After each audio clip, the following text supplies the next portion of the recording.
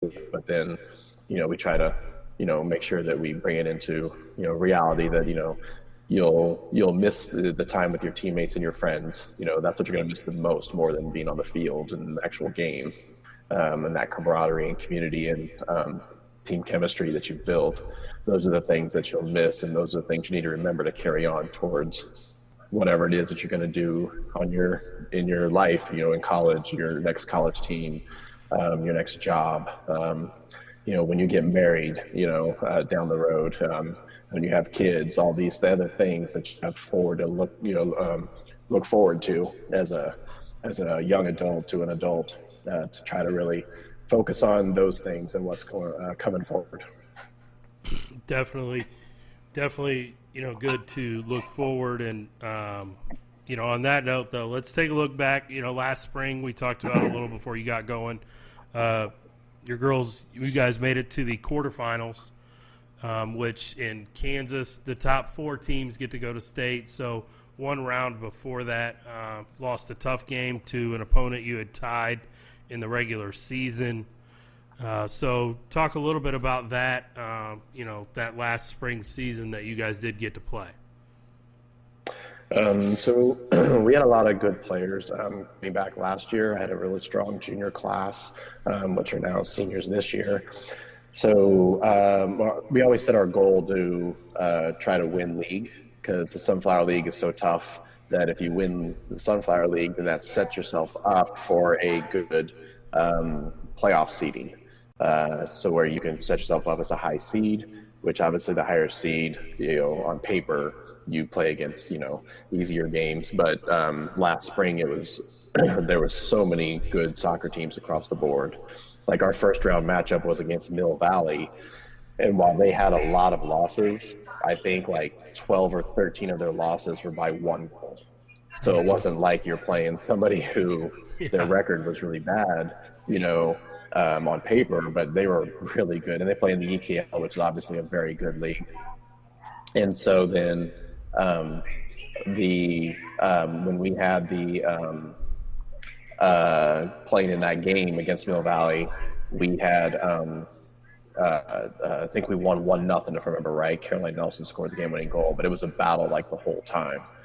And then we played Shimshan West. We were able to beat them 2-1 to make it to quarterfinals, where we matched up against Latham Northwest, who had knocked off the number 1 seed, which was Blue Valley North, and then played us, who was the number 2 seed.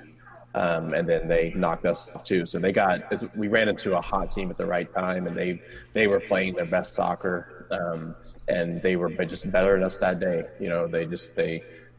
We made lots and mistakes. The biggest thing we didn't connect passes as like we should have, and we ended up getting a couple of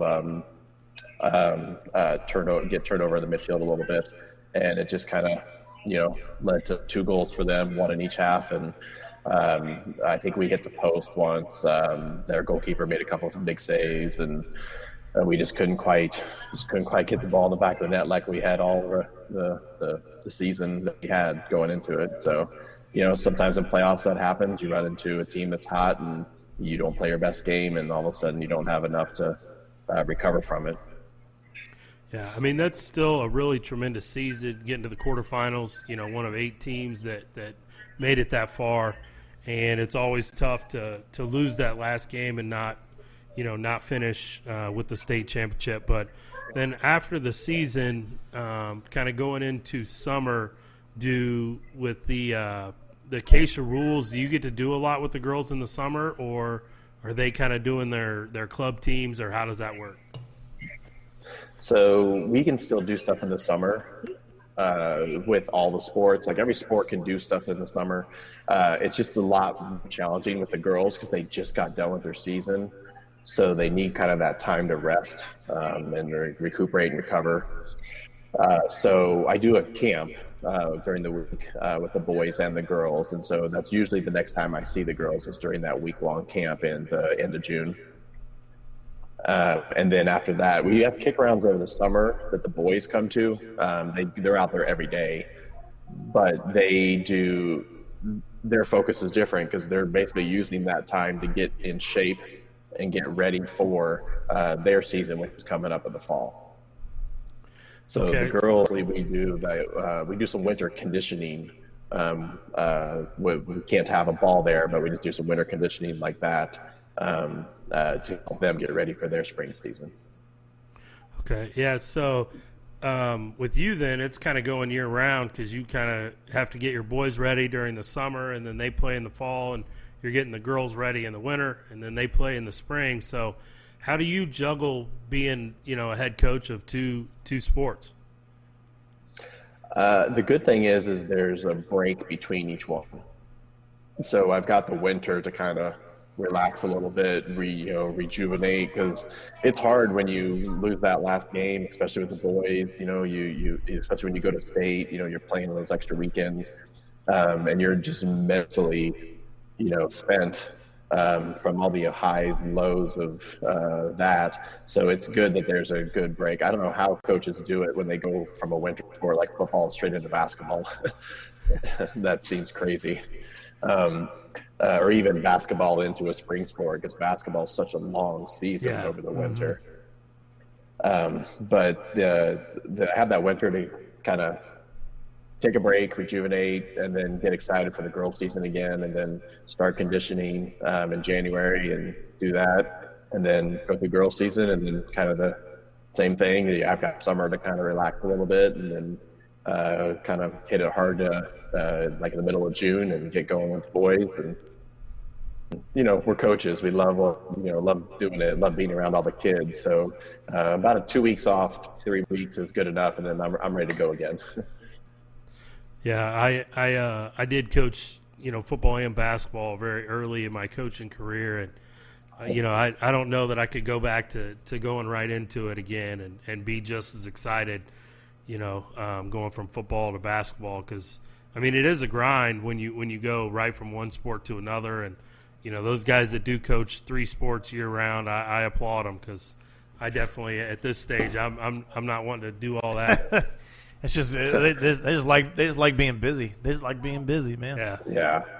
If I want to stay married, I need to not coach a winter sport at all. I hear that, Coach. As far as club teams go, do you encourage the boys or the girls to play on club teams, or do you just kind of say, "Hey guys, you want to do that? Go for it. If you don't want to do it, don't do it. Whatever." Because I actually, from experience that I've known, I've actually had a friend of mine whose son. The high school and the club teams were kind of at odds with each other as far as like spending time doing whatever. They weren't encouraged to go one way or the other. So how do you feel about the club teams and what they fulfill for the kids? I coach club also. Cool. Okay. So I do coach with the Casey Fusion soccer club. Awesome. So, but I think it depends on the club coach, to be honest. Like I've heard stories about what you're talking about. Yep. Like I encourage my academy players. Like I coach the 2006 academy team, so it's the highest level for that age group for the club. But I encourage them to play other sports because there's so much benefit from being a multi-sport athlete. So I've got girls that play volleyball, girls that play basketball. It's what you should not be taking away from kids' ability to do what they want to do. They're kids. Mm-hmm. This is the time they get to do these things. How do we know that one person, should focus on this sport when they could be great at another sport also? Maybe that's their calling. Maybe that's their ticket to college. So I think that we should always work together with them. So like even if you as a high school coach, I've got some kids that I think they still play volleyball, the girls on the side. Yep. They've got the boys. Most of the time the boys are locked into high school. They don't do much. If they play baseball, they take a break and then they jump back into it. Yep. But as far as you don't have to play club to play for my program, Clayton Phillips, who broke Tyler Rathman broke my school record for goals in a season, and then Clayton Phillips broke his record, and Clayton Phillips never played club soccer ever. Wow.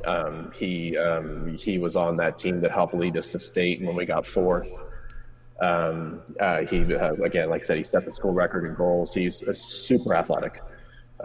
He was on the state championship baseball team for Shawnee Mission East when they won.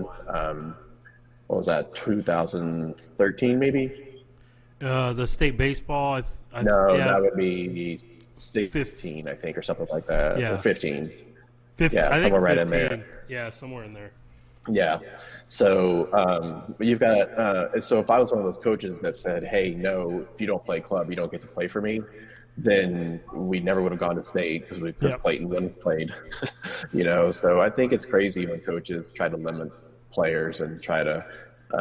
Honestly, I feel like it's a bit selfish to say, "Oh, you have to play club because I want you to be good for me and my sport and what I'm doing, make me look good." That's what I think of when coaches say that.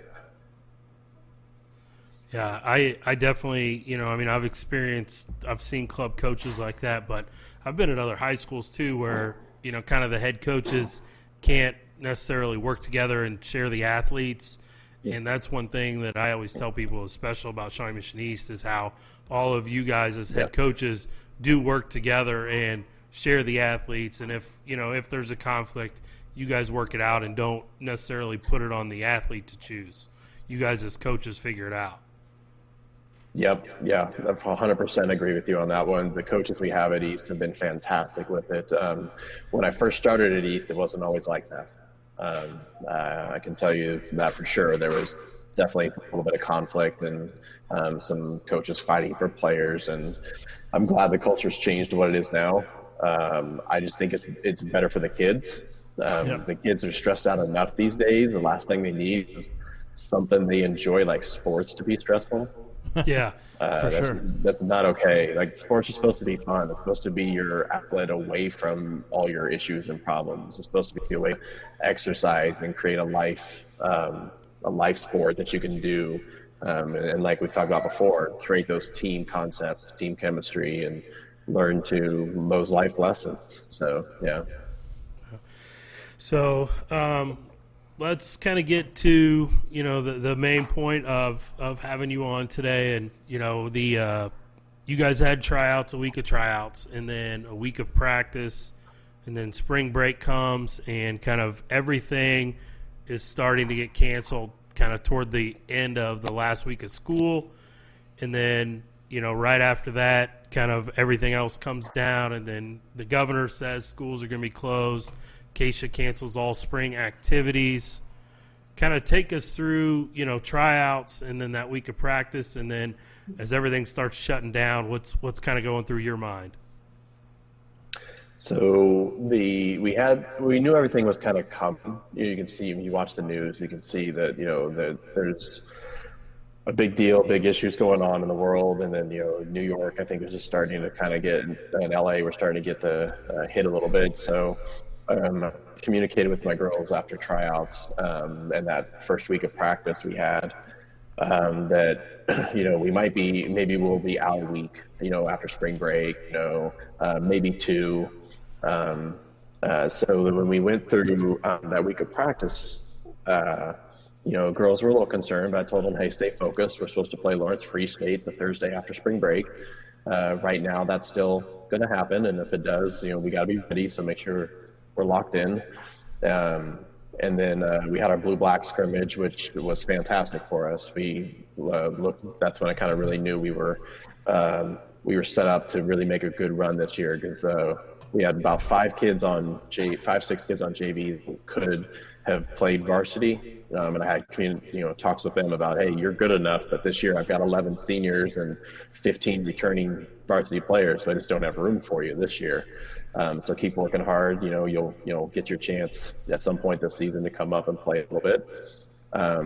But then we beat our JV like 6-7 in 40 minutes in our blue-black scrimmage, and we've never done that before as a program, beating our JV like that. So that's when I knew we had something really, really special going on this year. And so then we went. I think it was maybe during spring break. I think when Governor Kelly came on and said, or maybe it was the week after, said no school for the rest of the year. And in the back of my mind, immediately I just came into my head like, okay, we're done. like there's no way we can play spring sports. No way we can get together and play soccer games if we can't